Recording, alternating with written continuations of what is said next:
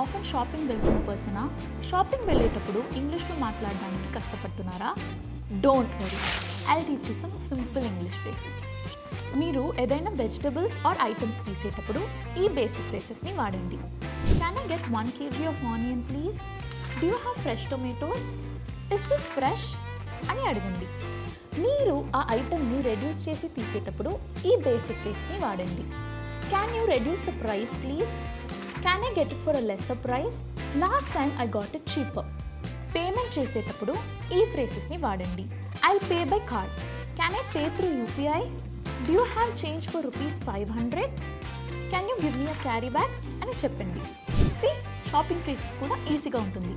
ఇలాంటి ఇంగ్లీష్లో real life conversation నేర్చుకోవాలి అంటే వెంటనే మా బయోలో ఉన్న లింక్ని క్లిక్ చేసి మా కోర్సులో జాయిన్ అవ్వండి.